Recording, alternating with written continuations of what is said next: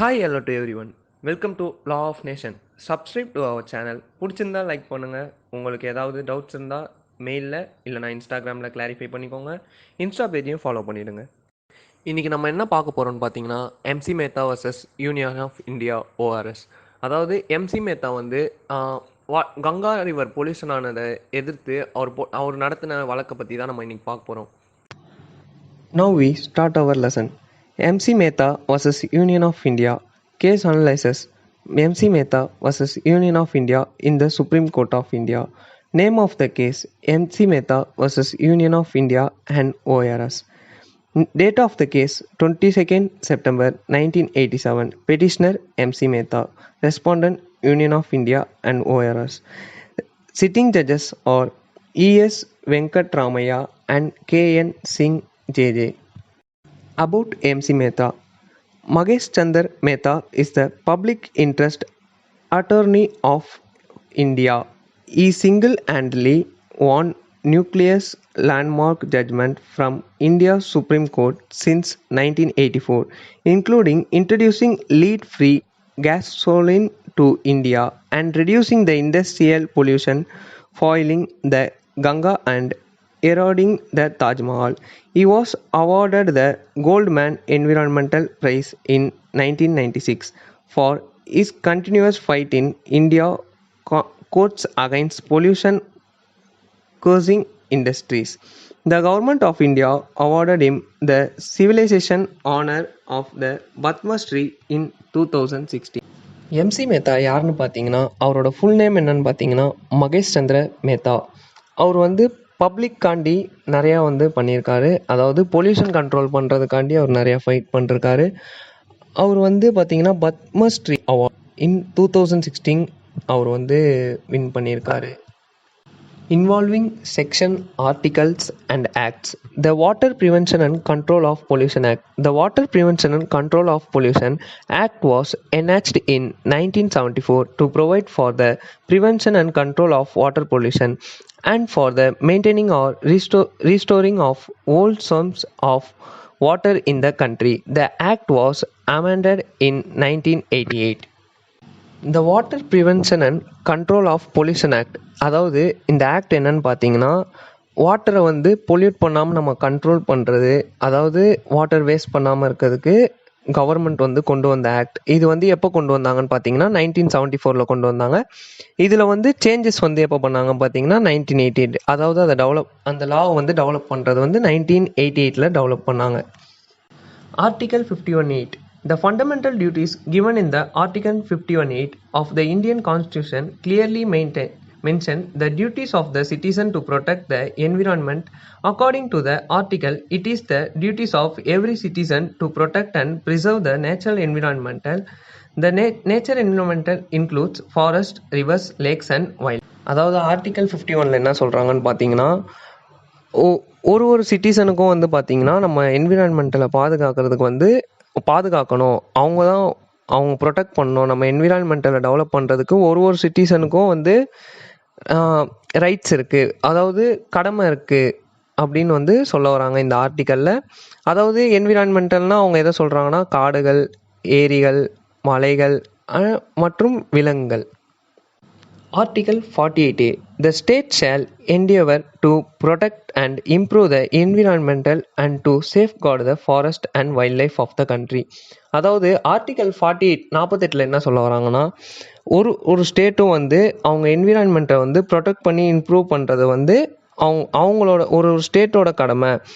அவங்க ஃபாரஸ்ட் காடுகளையும் சரி அனிமல்ஸையும் சரி ஒரு கண்ட்ரிலையும் எல்லாம் அவங்கவுங்க ஸ்டேட்டில் இருக்கவங்க அவங்கவுங்க பார்த்துக்கணும் அப்படின்னு சொல்ல வராங்க.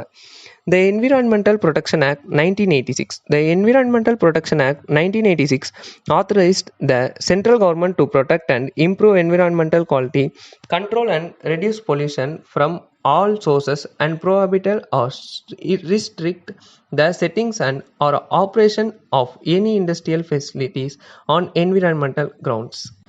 அதாவது இந்த என்விரான்மெண்டல் ப்ரொடெக்ஷன் ஆக்ட் அது உருவானது 1986. சென்ட்ரல் கவர்மெண்ட் இம்ப்ரூவ் பண்ணுறதும் பாதுகாக்கிறதும் என்விரான்மெண்ட்டில் இம்ப்ரூவ் பண்ணுறதும் பாதுகாக்கிறதும் சென்ட்ரல் கவர்மெண்ட்டோட வேலை. அப்படி அவங்க தான் வந்து ரெஸ்ட்ரிக்ட் பண்ணி, அதாவது சட்டங்கள் ஒரு ரூல்ஸ் அண்ட் ரெகுலேஷன்ஸ் வந்து அவங்க ஃபாலோ பண்ணி அதை டெவலப் பண்ணுறது இந்த என்விரான்மெண்டல் ப்ரொடெக்ஷன் ஆக்ட் இன் 1986. அதுக்காண்டி தான் அந்த ஆக்டை வந்து கொண்டு வராங்க.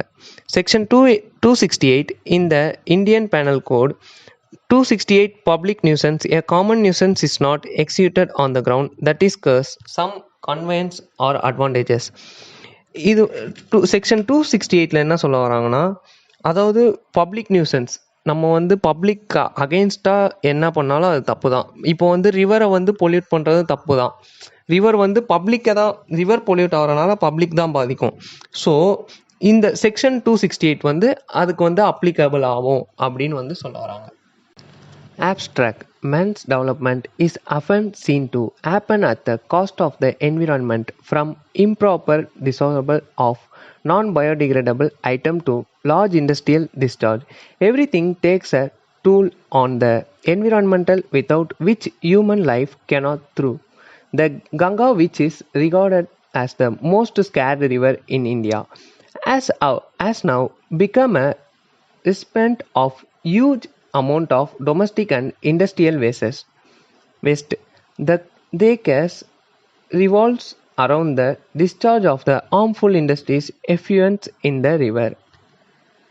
அதாவது ஹியூமன் டெவலப்மெண்ட்டில் வந்து என்ன ஆகுதுன்னு பார்த்தீங்கன்னா, என்விரான்மெண்டல் பாதிக்கப்படுது. பட் அதை வந்து யாருமே கண்டுக்கிறது இல்லை. இது வந்து நான் பயோடிகிரேடபிள், அதாவது மக்காத பொருளும் தேவையில்லாத கெமிக்கல் அதெல்லாம் வந்து ரிவரில் கலக்கிறனால இந்த கங்கா ரிவர் வந்து எல்லாருக்கும் வந்து ரொம்ப பயத்தை தந்தது அந்த டைமில் இந்தியாவில். இது வந்து பெரிய பிரச்சனையாக ரொம்ப பெரிய பிரச்சனையாக வந்து மக்களுக்கு வந்து தோன்றுச்சு. ஏன்னா வந்து அதில் நிறைய கெமிக்கல்ஸ், இதனால் வந்து நிறைய பேர் பாதிக்கப்பட்டாங்க. It is so harmful, it can be flammable. அதாவது அது வந்து அந்த தண்ணி வந்து தண்ணியாக இல்லை, அதில் வந்து நீங்கள் ஒரு நெருப்பு கொளுத்தி போட்டிங்கன்னா கூட அது பற்றிக்கும், அந்த மாதிரி இருந்தது.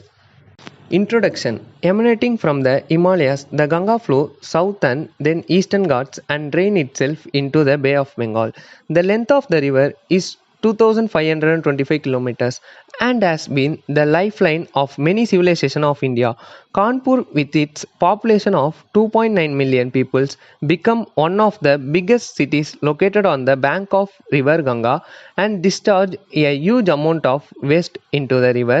The main pollutant from this city, the industrial trade effluents from the leather industry. அதாவது கங்கை நதி வந்து இமாலயாஸ்லேருந்து ஆரம்பிக்குது.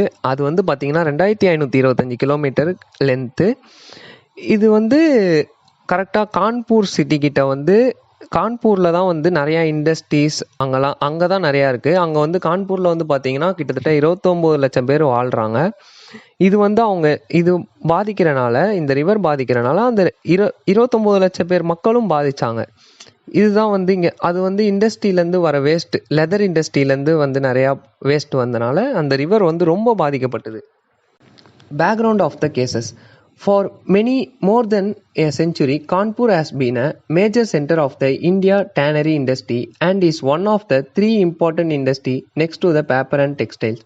Most of these tanneries are located in the south bank of Ganga, outside the cities of Kanpur, and are highly contaminating among the cities of Uttar Pradesh. Kanpur contributes to the highest pollution loaded into the holy Gangas, which account for 75% of river pollution.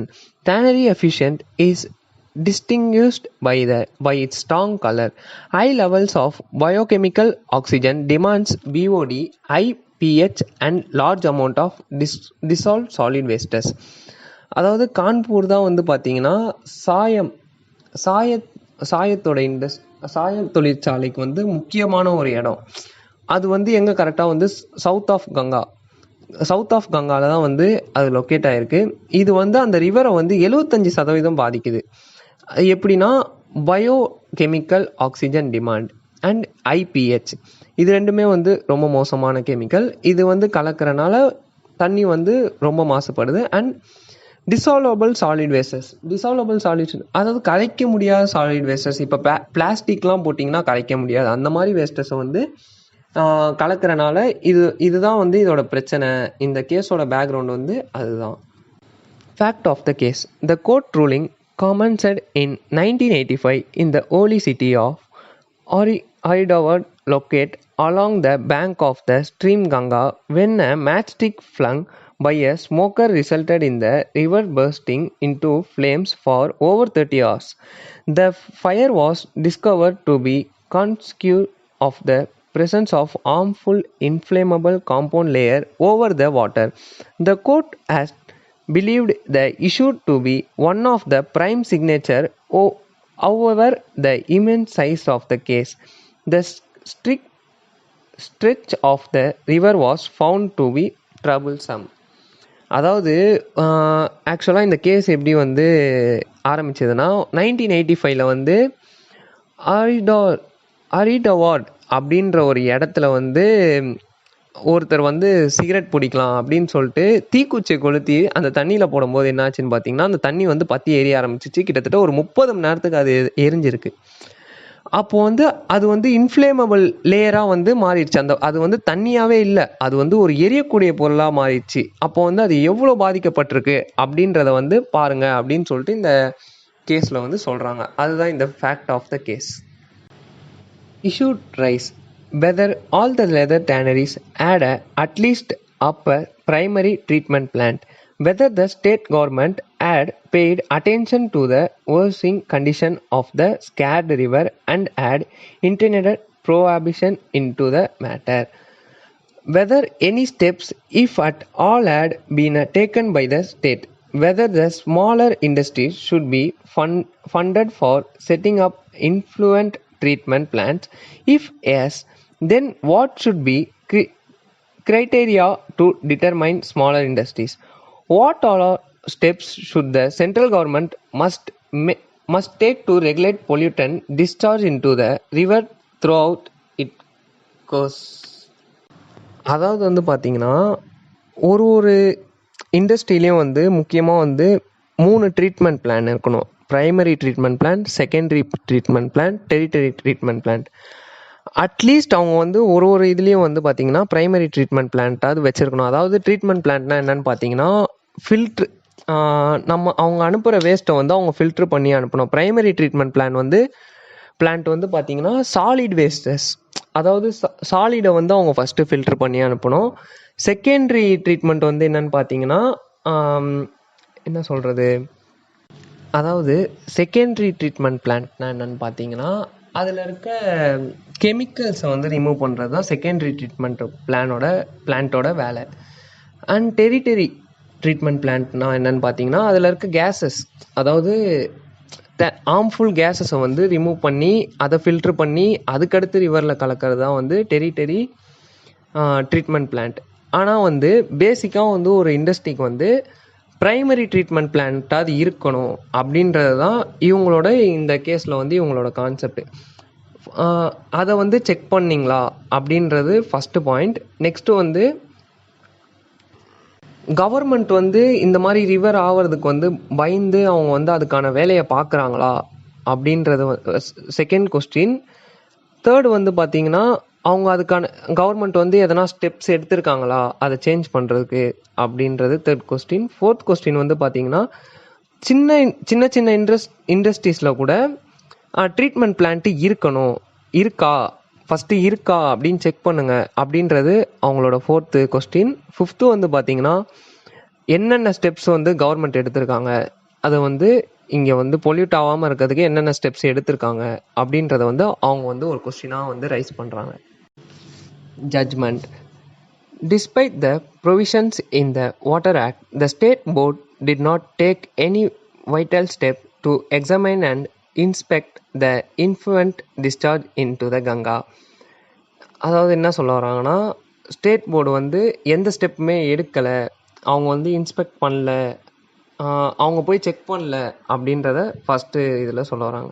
Despite the provision of Environmental Protection Act, the central government too had neglected the necessity to implement effective measures to curb public nuisance. அதாவது central government வந்து public nuisance public நியூசன்ஸுன்ற ஒரு விஷயத்த வந்து அவங்க கண்டுக்கவே இல்லை. இது வந்து ஒரு பப்ளிக் நியூசன்ஸ், பட் அவங்க கண்டுக்கவே இல்லை அப்படின்றனால இது என்விரான்மெண்டல் ப்ரொடெக்ஷன் ஆக்ட் படி சென்ட்ரல் கவர்மெண்ட் தான் இதை பார்த்தாகணும் அப்படின்னு சொல்ல வராங்க. All the tanneries were need to set up a primary treatment plant in case they could not set up secondary treatment plant. Given the severity of situation, that is the least they could do. Here, the court observed that a tannery which cannot establish a primary treatment plant cannot be allowed to function because of their immense adverse effect, and this shall outweigh any inconvenience caused to the management and its labor on account of its closure. அதாவது ஒரு இண்டஸ்ட்ரியில் வந்து primary treatment பிளான்ட்டாவது கண்டிப்பாக இருக்கணும். அப்படி இல்லைன்னா அந்த இண்டஸ்ட்ரியை வந்து ஸ்டாப் பண்ணுறதுக்கு வந்து எல்லா ரைட்ஸும் இருக்குது. they want to stop their business. The financial capacity of the tanneries it regards to affording to set up a primary treatment was rendered irrelevant. அதாவது என்ன சொல்ல வராங்கன்னா, அவங்கக்கிட்ட சப்போஸ் அந்த இண்டஸ்ட்ரியில் வந்து அவங்களால ஃபினான்ஷியலாக அவங்களால ட்ரீட்மெண்ட் பிளான்ட் வைக்க முடியலைன்னா அவங்க வந்து அதுக்கு வந்து சட்டம் பொறுப்பாகாது. அவங்க வந்து கண்டிப்பாக வச்சாகணும். அப்படி இல்லைன்னா அவங்க வந்து கண்டிப்பாக மூடிட்டு தான் போகணும். அதை வந்து அவங்க ஒரு காரணமாக சொல்ல முடியாது அப்படின்றத சொல்ல வராங்க. The court drew a comparison to validate its order, according to which the incapability to set up the primary treatment plant is similar to a tannery which cannot pay wages to its employees and thus will not to be permitted to continue in business. அவங்க அதுக்கான expense வந்து அவங்க கண்டிப்பாக பண்ணி தான் ஆகணும். அவங்க suppose பண்ணாமல் அந்த வேலை ஸ்டாப் ஆனாலும் அதுவும் வந்து கவர்மெண்ட் வந்து இந்த சட்டத்தில் வந்து ஏற்றுக்க முடியாது. அதுவும் வந்து ஏற்றுக்க முடியாத ஒன்று தான். நீங்கள் கண்டிப்பாக வச்சு தான் ஆகணும். அப்படி இல்லைன்னா நீங்கள் பிஸ்னஸை ஸ்டாப் பண்ணிடணும் அப்படின்னு வந்து சொல்ல வராங்க. The discharge of such trade influent into the river has been regarded as a public nuisance. In the instant case, a public nuisance is a criminal wrong. It is an act or an omission that obstructs, damages or causes inconvenience to the right of community. It can also be defined as an act that interferes with the general community interest or the comfort of the public at large. The act or omission considered as the public nuisance or inaccessible. The provision find a place in section 268 of Indian Penal Code 1860. அதாவது இந்த case வந்து ஒரு ஆக்சுவலாக பார்த்தீங்கன்னா ஒரு public nuisance case தான். So இது வந்து அண்டர் செக்ஷன் 268க்கு வந்து அப்ளிகபிள் ஆகும். பப்ளிக் நியூசன்ஸ் வந்து தப்பு அப்படின்றத வந்து மீன் பண்ணுறது தான் அந்த செக்ஷன் 268ஓட கான்செப்ட். அது வந்து இது கண்டிப்பாக அப்ளிகபிள் ஆகும் அப்படின்னு சொல்கிறாங்க. The judgment reminds the citizen of the sense of a clean environment in our lives and their fundamental duties towards the same. The Constitution of India has prudently enshrined such duties and formed directive principle for the state to ensure the protection of the environment in the best possible manner. Article 48A of Constitution provides that the state shall endeavor to protect and improve the environmental and safeguard the forest and wildlife of country. Article 51A of Constitution impose the fundamental duties and every citizen the duties to protect and improve the environmental industries, forests, lake, rivers and wildlife and have compassion of living creature. Article 48 படி அவங்க என்ன பண்ணணும்னா கண்டிப்பாக வந்து protect பண்ணணும். அவங்க என்விரான்மெண்ட்டை வந்து protect பண்ணி சேஃப்கார்ட் பண்ணி ஃபாரஸ்ட்டு காடுகளையும் விலங்குகளையும் அவங்க கவர்மெண்ட் தான் பாதுகாத்தாகணும் அப்படின்னு ஆர்டிக்கல் 48A படி சொல்கிறாங்க. அப்புறம் பார்த்தீங்கன்னா ஆர்டிக்கல் 51A, அதாவது each and every citizen have to protect our environment. அதாவது எல்லா ஒரு தனிப்பட்ட நபரும் அவங்களோட என்விரான்மெண்ட்டை பாதுகாக்கிற பொறுப்பு இருக்குது அப்படின்றத இதில் சொல்ல வராங்க. Questions of today's lesson. What is the full name of MC Metha? First question. What are the articles involved in this case? Second question. How many kilometers the Ganga river flows? It was the third question. Comment boxல pin பண்ணிருங்க. Thank you for everyone. Please support us by subscribe and like button.